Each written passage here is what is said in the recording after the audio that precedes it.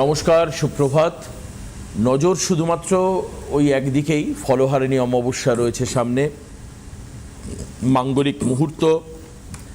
তো এখন যারা ফলহারিণী অমাবস্যা 16 তারিখে আছে, 16ই মে, যারা নাম লেখাবেন ইমিডিয়েট নাম লেখাতে শুরু করে দিন।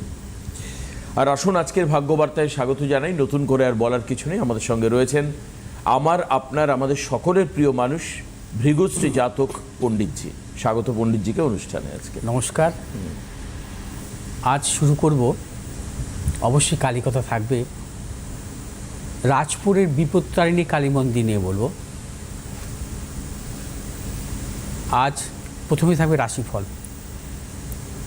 আজ হচ্ছে শুক্লপক্ষের অষ্টমী তিথি। আজ শুল যোগ। আজকের গ্রহগত সন্নিবেশ অনুযায়ী আজ হচ্ছে আত্মকারক গ্রহ হচ্ছে বৃহস্পতি। আজকের গোচরে রাজ্যকারক গ্রহ হচ্ছে বৃহস্পতি এবং মঙ্গল। আজ অভিজিৎ মুহূর্ত দুপুর 11টা 40 থেকে 12টা 30 মিনিট পর্যন্ত। আজ রাহুকাল সকাল 10টা 58 মিনিট থেকে 9টা 58 মিনিট থেকে 11টা 34 মিনিট পর্যন্ত। 9টা 58 মিনিট থেকে 11টা 34 মিনিট পর্যন্ত আজকের রাহুকাল।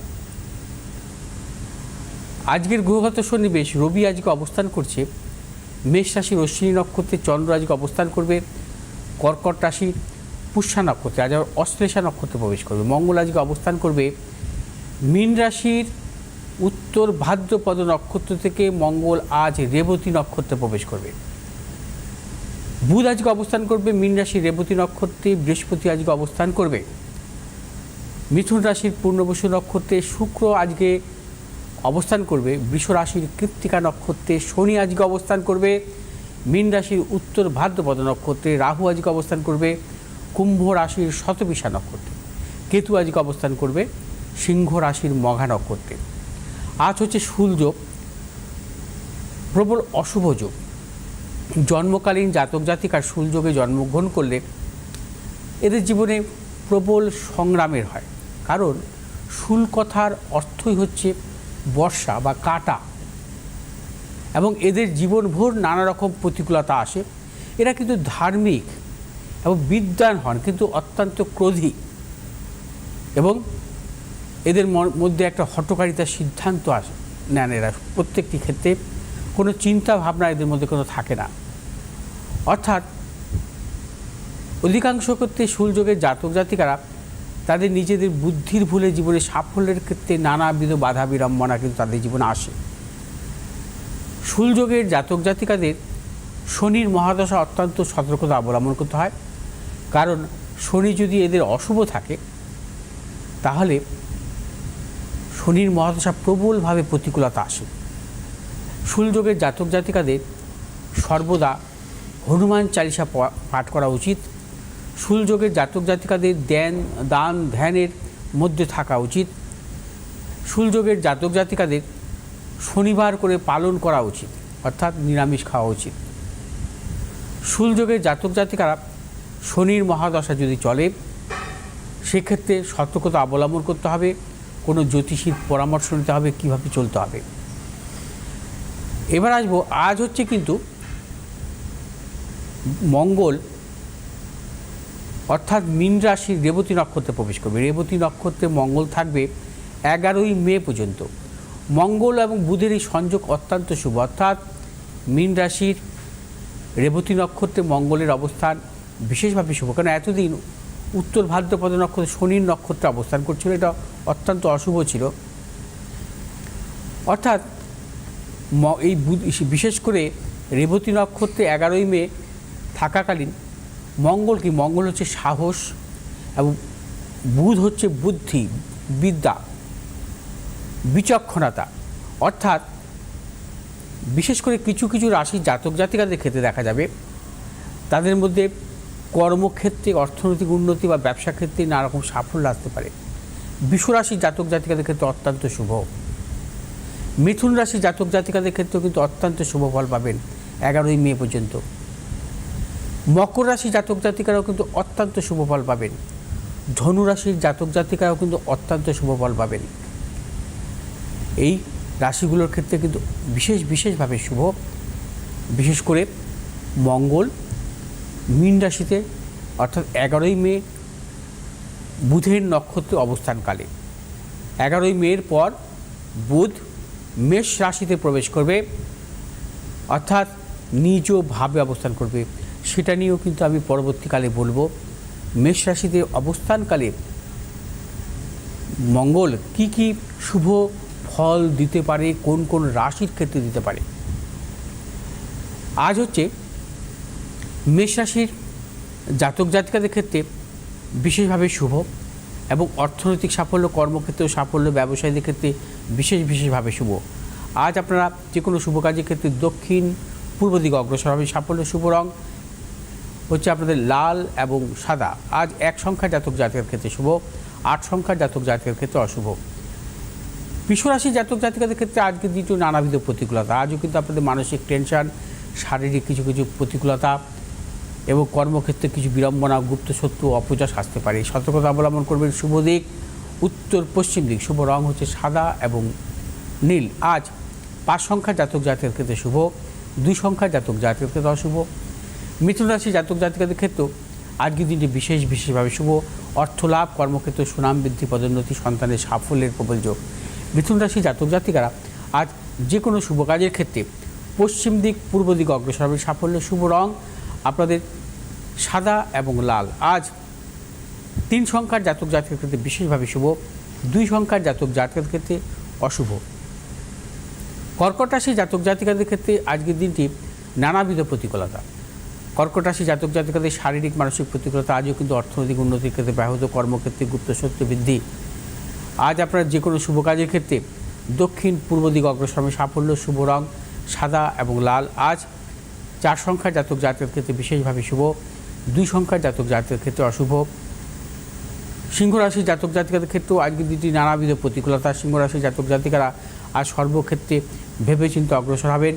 আজ সন্তানদের নিয়ে টেনশন বৃদ্ধি হতে পারে, অর্থনৈতিক উন্নতির ক্ষেত্রে ব্যাহত, অপযশ, গুপ্তশত্রু বৃদ্ধি হতে পারে, প্রিয়জনের সাথে মতানৈক্যের প্রবল যোগ। আজ আপনারা যে কোনো শুভ কাজের ক্ষেত্রে পূর্ব দক্ষিণ দিকে অগ্রসর হবেন। সাফল্য শুভ রং আপনাদের লাল এবং সবুজ। আজ 3 সংখ্যার জাতক জাতিকাদের ক্ষেত্রে বিশেষভাবে শুভ, 1 সংখ্যার জাতক জাতিকাদের ক্ষেত্রে অশুভ। কন্যা রাশি জাতক জাতিকাদের ক্ষেত্রে আজকের দিনটি শুভ। অর্থ লাভ, কর্মক্ষেত্রে সুনাম বৃদ্ধি, পদোন্নতি। কন্যা রাশির ব্যবসায়ীদের ক্ষেত্রে আজকের দিনটি বিশেষভাবে শুভ। আজ যে কোনো নতুন চিন্তা ভাবনা পরিকল্পনার ক্ষেত্রে কন্যা রাশির জাতক জাতিকারা প্রবল সাফল্য পাবে। শুভ দিক হচ্ছে আপনাদের উত্তর পশ্চিম দিক। শুভ রং সবুজ এবং নীল। আজ 2 সংখ্যার জাতক জাতিকাদের ক্ষেত্রে বিশেষভাবে শুভ, 7 সংখ্যার জাতক জাতিকাদের ক্ষেত্রে অশুভ। তুলা রাশির জাতক জাতিকাদের ক্ষেত্রেও আজকের দিনটি নানাবিধ সাফল্যের যোগ। তুলা রাশির জাতক জাতিকাদের অর্থ লাভ, কর্মক্ষেত্রে সুনাম বৃদ্ধি, পদোন্নতি এবং সন্তানের সাফল্য, দূরযাত্রার ক্ষেত্রে সাফল্য মিলবে। তুলা রাশির জাতক জাতিকারা আজ যে কোনো শুভ কাজের ক্ষেত্রে পূর্ব পশ্চিম দিকে অগ্রসর হবেন। সাফল্য শুভ রং হচ্ছে আপনাদের সাদা এবং নীল। আজ 4 সংখ্যার জাতক জাতিকাদের ক্ষেত্রে বিশেষভাবে শুভ, 1 সংখ্যার জাতক জাতিকাদের ক্ষেত্রে অশুভ। বৃশ্চিক রাশি জাতক জাতিকাদের ক্ষেত্রেও আজকের দিনটি নানাবিধ সাফল্য যোগ। বৃশ্চিক রাশি জাতক জাতিকাদের আজ অর্থলাভ, কর্মক্ষেত্রে সুনাম বৃদ্ধি, পদোন্নতি, সন্তানের সাফল্য। বৃশ্চিক রাশির ব্যবসায়ীদের ক্ষেত্রেও আজকের দিনটি অত্যন্ত শুভ। আজ আপনারা যে কোনো শুভ কাজের ক্ষেত্রে পূর্ব এবং উত্তর দিকে অগ্রসর হবেন। সাফল্য শুভ রং হচ্ছে আপনাদের সাদা এবং লাল। আজ 2 সংখ্যার জাতক জাতিকাদের ক্ষেত্রে বিশেষভাবে শুভ এবং 8 সংখ্যার জাতক জাতিকাদের ক্ষেত্রে অশুভ। ধনুরাশি জাতক জাতিকাদের ক্ষেত্রে আজকের দিনটি নানাবিধ প্রতিকূলতা। আজ সর্বক্ষেত্রে সতর্কতা অবলম্বন করবেন। শারীরিক মানসিক আজকের দিনটি কিন্তু প্রতিকূলতা, প্রিয়জনের শারীরিক বিড়ম্বনা, অর্থনাশের প্রবল যোগ। আজ কর্মক্ষেত্রে গুপ্ত শত্রু বৃদ্ধি হতে পারে। আজ আপনারা যে কোনো শুভ কাজের ক্ষেত্রে দক্ষিণ পশ্চিম দিকে অগ্রসর হবে। সাফল্য শুভ রং হচ্ছে আপনাদের হলুদ এবং সবুজ। আজ 3 সংখ্যার জাতক জাতিকাদের ক্ষেত্রে বিশেষভাবে শুভ, 4 সংখ্যার জাতক জাতিকাদের ক্ষেত্রে অশুভ। মকর রাশি জাতক জাতিকাদের ক্ষেত্রে আজকের দিনটি বিশেষভাবে শুভ। মকর রাশি জাতক জাতিকারা আর সর্বক্ষেত্রে সাফল্য পাবেন। কর্মক্ষেত্রে সাফল্য, অর্থনৈতিক সাফল্য, পারিবারিক দিক থেকে শুভ। মকর রাশির প্রিয়জনেরও সাফল্যের প্রবল যোগ। মকর রাশি জাতক জাতিকারা আজ যে কোনো নতুন কোনো চিন্তা ভাবনা বা পরিকল্পনার ক্ষেত্রে অত্যন্ত সাফল্য পাবেন। আজ আপনারা যে কোনো শুভ কাজের ক্ষেত্রে দক্ষিণ পশ্চিম দিকে অগ্রসর হবেন। সাফল্য শুভ রং আপনাদের নীল এবং সাদা। আজ 4 সংখ্যার জাতক জাতিকাদের ক্ষেত্রে অশুভ এবং 7 সংখ্যার জাতক জাতিকাদের ক্ষেত্রে শুভ। কুম্ভ রাশি জাতক জাতিকাদের ক্ষেত্রেও আজকের দিনটি নানাবিধ প্রতিকূলতার যোগ। কুম্ভ রাশি জাতক জাতিকাদের শারীরিক মানসিক প্রতিকূলতা অর্থনৈতিক উন্নতির ক্ষেত্রে ব্যাহত, প্রিয়জনের সাথে মতানৈক্য গুপ্ত শত্রু বৃদ্ধি হতে পারে। কুম্ভ রাশি জাতক জাতিকারা আজ যে কোনো শুভ কাজের ক্ষেত্রে দক্ষিণ পশ্চিম দিকে অগ্রসর হবেন সাফল্য। শুভ রং হচ্ছে আপনাদের নীল এবং সাদা। আজ 9 সংখ্যার জাতক জাতিকাদের ক্ষেত্রে বিশেষভাবে শুভ, 8 সংখ্যার জাতক জাতকের ক্ষেত্রে অশুভ। মীন রাশির জাতক জাতিকাদের ক্ষেত্রেও আজকের দিনটি বিশেষভাবে শুভ। মীন রাশির জাতক জাতিকাদের প্রবল অর্থ লাভের যোগ, কর্মক্ষেত্রে সুনাম বৃদ্ধি, পদোন্নতি, সন্তানের সাফল্য, দূরযাত্রার ক্ষেত্রে সাফল্য মিলবে। মীন রাশির জাতক জাতিকারা আজ যে কোনো শুভ কাজের ক্ষেত্রে আজকে আপনারা উত্তর এবং পশ্চিম দিকে অগ্রসর হবেন সাফল্য। শুভ রং হচ্ছে হলুদ এবং সাদা। আজ 7 সংখ্যার জাতক জাতকের ক্ষেত্রে বিশেষভাবে শুভ, 5 সংখ্যার জাতক জাতকের ক্ষেত্রে অশুভ। ফোন আছেন? কে আছেন ফোনে? হ্যালো হ্যালো, কে বলছেন? হ্যাঁ হ্যালো, বলুন। হ্যাঁ, কে বলছেন? কার সম্পর্কে জানবেন? হ্যাঁ দেবাশিস, আপনাকে নমস্কার, পণ্ডিতজিকে নমস্কার। নমস্কার দাদা, কার সম্পর্কে জানবেন? হ্যাঁ, আমি পূর্ব মেদিনীপুর হলদিয়া থেকে বলছি, সৌরভ। একটু নিজের সম্পর্কে জানতে চাই। আচ্ছা বলুন, আপনার ডেট অফ বার্থ বলুন।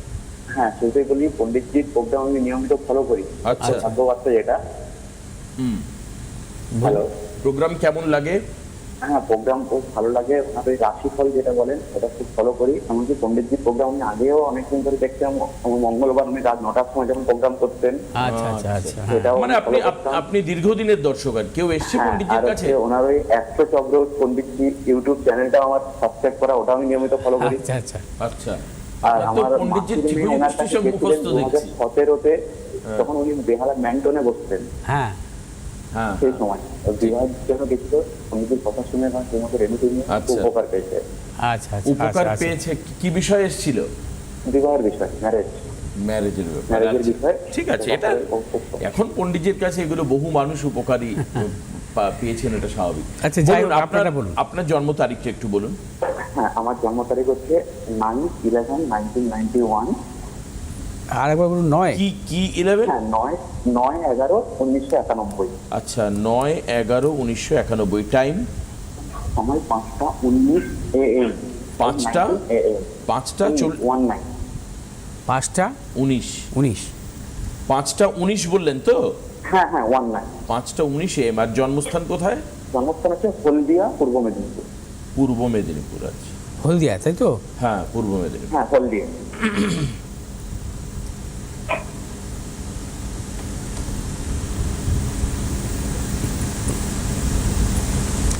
জন্মবার হচ্ছে শনিবার তো তোমার? হ্যাঁ স্যার, শনিবার ছিল। আচ্ছা, তোমার হচ্ছে তুলা লগ্ন, হ্যাঁ, বৃশ্চিক রাশি, জ্যেষ্ঠা নক্ষত্র, দেবাড়িগণ, এগুলো তুমি জানতে তো? হ্যাঁ স্যার, এগুলো জানি। আচ্ছা, এবার আমি তো আসছি তোমার জন্মছকে, তোমার 91-এ জন্ম, অর্থাৎ তোমার প্রশ্ন থাকবে তোমার কেরিয়ার এবং বিবাহ, তাই তো? হ্যাঁ হ্যাঁ। আচ্ছা, এবং অর্থনৈতিক ব্যাপারটাতে তোমার জন্মছক অনুযায়ী কোনো গ্রহই কিন্তু বকরি ছিল না।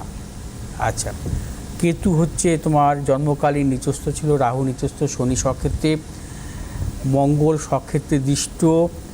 আচ্ছা, আর লগ্নপতি কারো গ্রহ হচ্ছে শুক্র, নিচস্থ দ্বাদশে, বৃহস্পতিও একাদশে, সপ্তম অষ্টম নবমপতি এবং দশমপতির রাজযোগও আছে, নবম দশমের রাজযোগ। এবং তোমার লগ্ন হচ্ছে শুভগ্রহের মধ্যগত, এটা খুব সুন্দর। লগ্ন শুভগ্রহের মধ্যগত থাকা অত্যন্ত শুভ। আমার কথা বুঝতে পেরেছো তো? হ্যাঁ হ্যাঁ। লগ্ন যদি কোনো জাতক জাতিকার লগ্ন যদি শুভগ্রহ মধ্যগত থাকে, তোমার জন্মছকে লগ্নপতি কিন্তু নিচস্থ, কিন্তু যেহেতু লগ্নটা তোমার শুভগ্রহ মধ্যগত, শুক্র এবং বুধ চন্দ্রের মধ্যগত, এটা কিন্তু বিশেষভাবে শুভ। এবং লগ্ন শুভ হলে সে সমস্ত জাতক জাতিকারা জীবনে যত প্রতিকূলতাই আসুক না কেন, তারা কিন্তু সংগ্রামের সাথে জীবনে কিন্তু তারা সাফল্য পায়। তোমার জীবনে কিন্তু প্রচণ্ড সংগ্রাম আসবে, কিন্তু সাফল্য তুমি পাবে, তাই তো? হ্যাঁ হ্যাঁ, তাই হচ্ছে। তোমার জীবনে বাধা বিলম্ব অবস্ট্রাকশন আসছে তো মাঝে মধ্যেই, হ্যাঁ তার সেগুলো কাটিয়ে উঠতে পারছো তো? হ্যাঁ, উঠতে পারছি। ধরুন, আবার তো স্ট্রাগলও খুব, আমি তো বললামই তোমার জীবনটা স্ট্রাগল থাকবে, কিন্তু হ্যাঁ। স্ট্রাগলে আবার উইনিং এ আসবে, সাফল্য আসবে। আচ্ছা, এখন তোমার জন্মছক অনুযায়ী এই মুহূর্তে তোমার চলছে শুক্রের মহাদশা, বুধের অন্তর্দশা। শুক্র তোমার হচ্ছে জন্মছকের লগ্নপতি কারক গ্রহ এবং বুধ হচ্ছে তোমার ভাগ্যপতি কারক গ্রহ।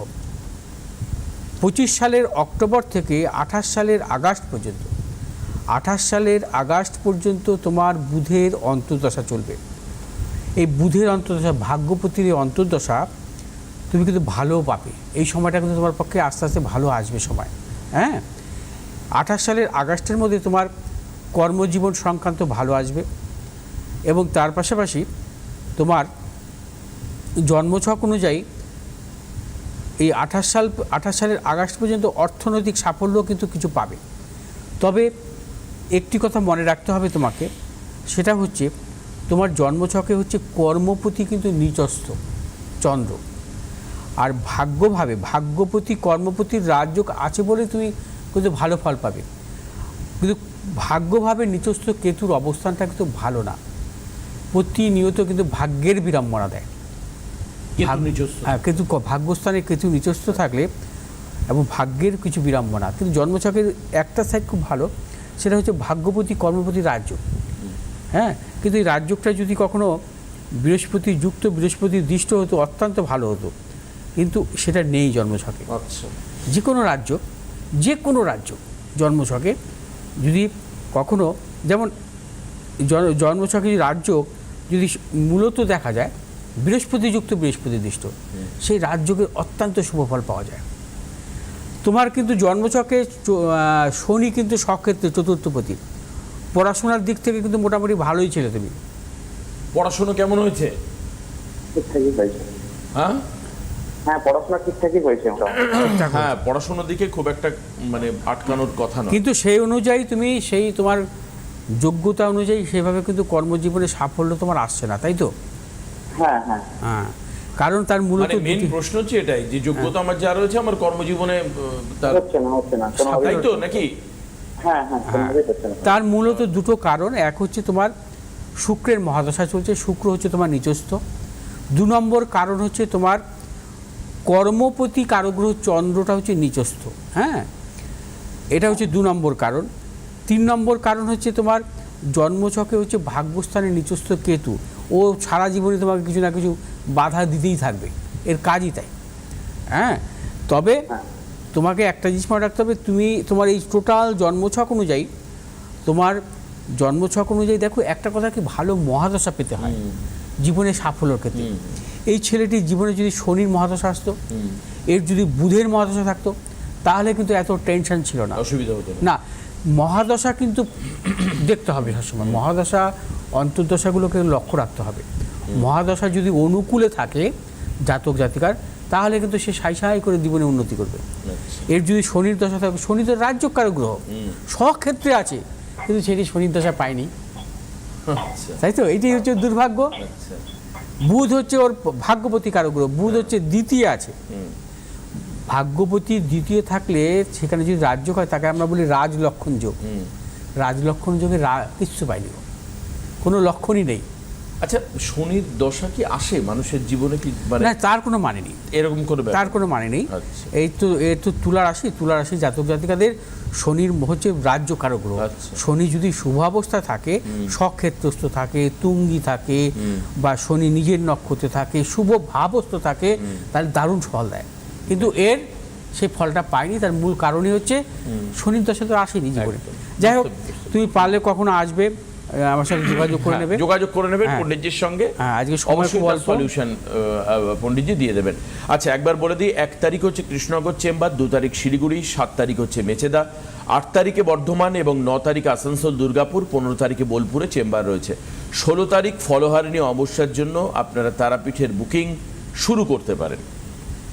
আচ্ছা, এবার আসবো আজকের যে কালী কথায় আসবো, বিপত্তারিণী মাকে নিয়ে বলবো আজকে। এই মন্দিরে আমি বহুবার গিয়েছি, আমার খুব ভালো লাগে। রাজপুরের এই মন্দির, যদি আপনাদের যাওয়া না হয় আপনারা যাবেন, খুব ভালো লাগবে।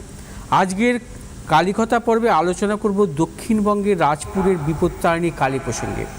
জানাবো এই কালী মন্দিরের প্রতিষ্ঠার কারণ, কাহিনী এবং তার মাহাত্ম্য। অনেকে মনে করেন বিপত্তারিণী এবং পুরাণে কৌশিকী দেবী একই, যিনি বিপদ থেকে রক্ষা করেন তিনিই বিপত্তারিণী। বাংলার বিপত্তারিণী মন্দিরগুলোর মধ্যে এটি অন্যতম জাগ্রত এবং প্রসিদ্ধ। বর্তমানে কলকাতা সহ পশ্চিমবঙ্গে এই মন্দির চণ্ডী বাড়ি হিসেবে পরিচিত। দুলাল বাবা অর্থাৎ শ্রী দুলালচন্দ্র দাস নামে এক মাতৃসাধক এই পুজোর প্রাণপুরুষ। শোনা যায় শৈশব থেকে তিনি মা চণ্ডীর পুজো করতেন, তবে ব্রাহ্মণ না হওয়ার তাকে বড়রা নিষেধ করতেন। একবার পুজো বন্ধ করতে তাকে নিষেধ এবং প্রহারও করা হয়। জনশ্রুতি আছে অলৌকিকভাবে সেই প্রহারের চিহ্ন ফুটে ওঠে মৃন্ময়ী মাতৃমূর্তিতে। তারপর থেকে আর কেউ তাকে পুজো বন্ধ করতে বলেননি। পরবর্তীতে দেবী তার এই সন্তানকে স্বপ্নাদেশ দিয়ে বিপত্তারিণী চণ্ডীর মূর্তি গড়তে আদেশ দেন। সেই থেকে রাজপুরের মা বিপত্তারিণী চণ্ডী রয়েছেন। স্বপ্নে বর্ণিত রূপ অনুযায়ী দেবী এখানে সিংহবাহিনী, তার 4 হাত, এক হাতে মহাশূল, এক হাতে খড়গ, অন্য 2 হাতে বরাভয় অভয় দান করছেন। কথিত আছে পুজোর পদ্ধতি দেবী স্বয়ং শিখিয়ে গিয়েছিলেন দুলাল বাবাকে। সেই পদ্ধতি আজও পুজো হয়। পুজোর দিন একেবারে ভোর থেকে এখানে ভক্ত সমাগম হয়। সবাই মাকে 13 রকমের ফল মিষ্টান্ন দিয়ে পুজো দেন। ভক্তরা মা চণ্ডীকে ভগবান ভেবে নয়, নিজের মা ভেবে সব কিছুই মনে জানান। মা ন্যায্য বিচার করে সমাধান করে দেন। প্রতি বছর আষাঢ় মাসে রাজপুর বিপত্তারিণী মন্দিরে ধুমধাম করে বিপত্তারিণী পুজোর আয়োজন হয় এবং বহু ভক্তের সমাগম হয়। আচ্ছা, অর্থাৎ বিপত্তারিণী পুজো হয় মূলত রথযাত্রা এবং উল্টো রথের মধ্যবর্তীর হচ্ছে শনি মঙ্গলবার করে হয়। হ্যাঁ, মঙ্গলবার করে হয় বিপত্তারিণী পুজো। এবং এই হচ্ছে চণ্ডী রূপ। আমাদের যে হ্যাঁ আমাদের মঙ্গল কাব্যের, হ্যাঁ, যেমন মনসা মঙ্গল, চণ্ডী মঙ্গল, ধর্মমঙ্গল, হ্যাঁ, অর্থাৎ চণ্ডী মঙ্গলের একটি মানে মনসা মঙ্গল যেমন চাঁদ সদাগরের গল্প সে তো ঠিক লিখে গেছেন বিজয়গুপ্ত একদম। আর চণ্ডী মঙ্গল হচ্ছে মুকুন্দরাম চক্রবর্তী লেখা। হ্যাঁ, ওখানে ফুল্লরা সে ব্যাদরাজার গল্প আছে। আর ধর্মমঙ্গল হচ্ছে লিখে গেছেন হচ্ছে ঘনরাম চক্রবর্তী। ওখানে হচ্ছে আপনার মূলত হচ্ছে হরিশ্চন্দ্রের গল্প। ঠিক। আজকে আমরা শেষ করি। আপনার থেকে এই সমস্ত গল্প আমরা জানবো, শুনবো, কিন্তু আজকে এখানে শেষ করতে হবে, হাতে সময় নেই। আগামীকাল আবার দেখা হচ্ছে। অনেক ধন্যবাদ পণ্ডিতজিকে। নমস্কার সবাইকে।